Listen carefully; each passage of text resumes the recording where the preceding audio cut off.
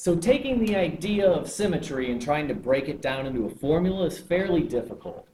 One thing to note, the notation being used here, z to the 1 over n power, that's the equivalent of saying the nth root of z.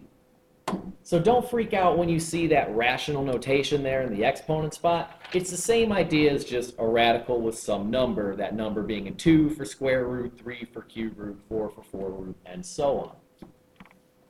So notation out of the way here, in order to find that complex, that collection of complex roots, well, we need to take the modulus and also the 1/nth power of that modulus.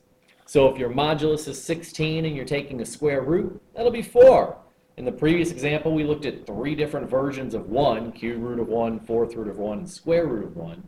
Well, all of the radicals for 1 just give us back 1, which is why we saw a ton of 1s in the answer. But that's not all. Because we're expecting complex roots, we need to take that cosine I sine into account. And this is where things do get tough. Well, there's a theta. And, we're breaking the complex plane up into different chunks. How many chunks? Oh, the same as the radical. So we're going to wind up breaking our plane up into n chunks. So somewhere in there, that theta is getting divided by n. But then in order to get the other pieces, this would find us one root, just theta over n. This would get us the principal root. But in order to find the rest of the roots, we need a way to move about the coordinate plane. And in order to do this, we use a 2 pi k term. That k we've seen before. Just the idea that we're going to add some constant multiples. 2 pi is talking about moving around the unit circle. So we're just going to move around the unit circle k times, but oh yeah, that unit circle is being chopped up into n pieces. There's a lot going on in this formula. We don't want to lose the imaginary part. There's also an I sine. An I sine will have the same theta plus 2k pi all over n. And there we have it. So there's a lot going on in this formula. There's a lot of numbers to keep track of. These make really good bonus problems. One thing to note is that k is going to have some restrictions. We could go around the unit circle over and over and over and over and over again, but we don't really want to. We can let k start at 0, so then one of our roots is really easy to find, and then we just go up from there. We can let k be 1, we can let k be 2, and we can go all the way up until k is 1 less than our radical. If we go any further than that, if we let k be n or n plus 1, we'll wind up finding the same answers over and over again, because that's just going around the unit circle again. We don't want to do too much. Once you have found all of the roots, you don't need to find them again. So this formula is difficult and unwieldy. Before we look at some real problems, let's just use it kind of simply. Let's find cube roots of negative I. Not something that we've done before. Cube roots of negative I. So what that means is we need polar form. So before we do any hard work here, let's go ahead and find polar form for negative I. Well, on our complex plane, negative I is right here. It has an angle of 3 pi over 2, and it has an R value of 1. That's its absolute value, or modulus, if you will. So negative I in polar form is R is 1, so it's going to be 1 times cosine of 3 pi over 2 plus I sine of 3 pi over 2.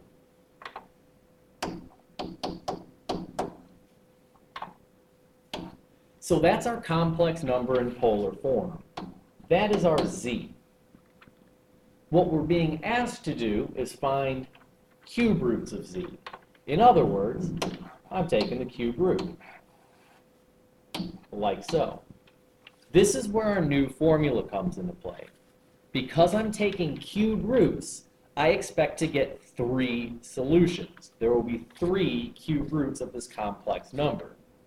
And if we scroll up, that means my k is going to take the value 0, 1, and 2, because that will give me my 3 solutions. I start at 0, so I'm just counting off those 3 numbers there. Starting off nice and light. So let's go ahead and break this up into those 3 chunks. We have a k equals 0 chunk. We'll have a k equals 1 chunk. And a k equals 2 chunk.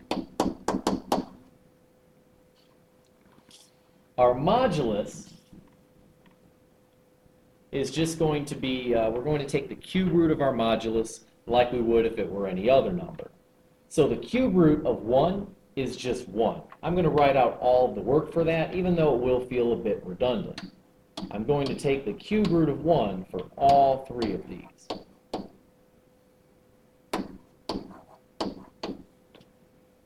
And then in parentheses here, we have the mess. So all of these will have a cosine and an I sign.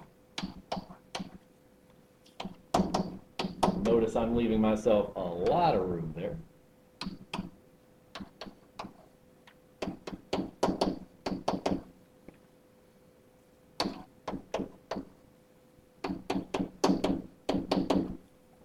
And for all of these, we also have an angle theta.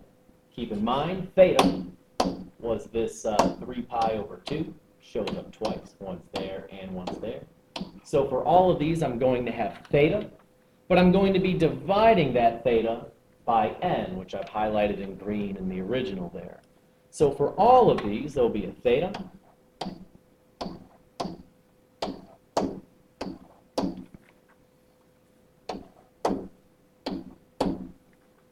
but I'm going to be dividing that theta by n, and now n is 3 for this whole problem.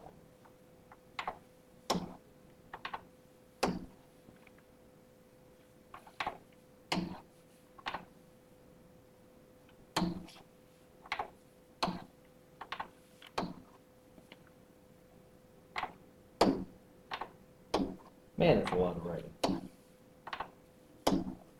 Nice. So let's talk about what changes. So all of these problems have the same theta, that 3 pi over 2. All of these problems have the same n. Yep, that n is just 3 in this case because we're taking a cube root. What changes is our value for k. So this k changes that 2 pi k that's up there in the numerator, both in cosine and in sine. So at first, k is just 0. Again, that's this value here. So when I add in that 2 times pi times 0, yeah, it doesn't really do much. That's just adding 0 to both numerators. Boring. But in the next two, when k is 1, well, that becomes a 2 pi times 1. And when k is 2, it becomes a 2 pi times 2, or in other words, a 4 pi. So we do have to keep track of that k value, even though at first it starts as a 0 and then becomes a 1, neither of which is all that interesting. Keep in mind, if I'm looking for 7th roots or 9th roots, I'm going to have 7 or 9 of these k values to keep track of, 0 all the way through n minus 1. So there's still quite a bit to do, even when k is 0 and k is 1. So at this point, you're looking at this and probably going, oh man, I don't know if I can handle this calculation. Good thing we have calculators. So a lot of what we're looking at right here is just heavy calculator work. There's quite a bit of setup. But if I want to find, for example, cosine of 3 pi over 2 plus 2 pi times 0 all over 3, that's a great job for the technology. Let the robots do the robot work. So one way to do this very quickly is to first of all make sure you are in radians. That's what we're in right now. You might be given a problem in degrees, but I'm going to start off here with radians. So once you are sure you're in the correct form, you can find all of your cosine values very quickly and then switch it up and find all of your sine values really quickly. So I want cosine of a fraction within a fraction. Yep, you can do that. We want 3 pi over 2. Again, if you're like, where did that come from? That was our original theta. This theta was 3 pi over 2. And then what am I doing to that 3 pi over 2? Well, I'm adding 2 pi times k, which we start off with as 0. And then I'm dividing it by 3. Again, to us, this looks unbearable, but to your calculator, it's just an enter button. Oh, look, it's 0. We can scroll up then, and all I have to change with each iteration is k. And don't be surprised when you get some ugly numbers. So what we found here are the real parts, because this is cosine. We have found the real parts for those cube roots of negative I. In order to find the imaginary parts, well, all I have to do is change that cosine to a sine.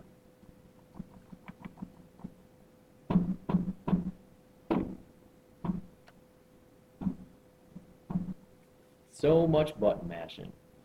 Once again, once it's in there, Control Enter. I got a 1. And then we do it again, but now that 0 becomes a 1, eventually.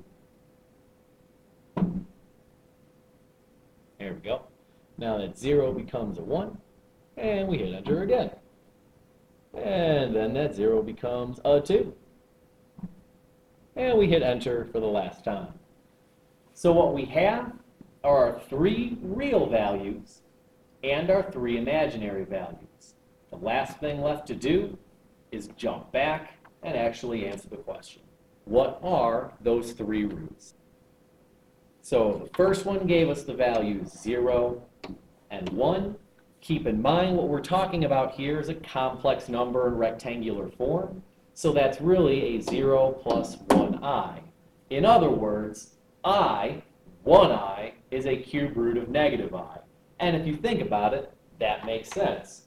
I times I does give you negative I. 2 i's make a negative 1, and negative 1 times I is negative I.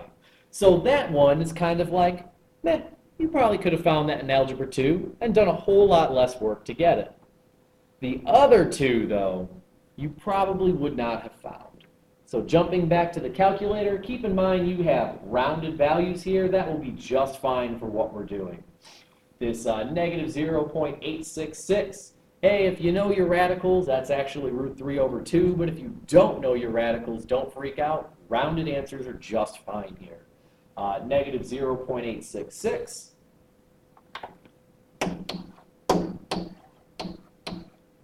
And then our imaginary part, that's our sign here, negative 0.5.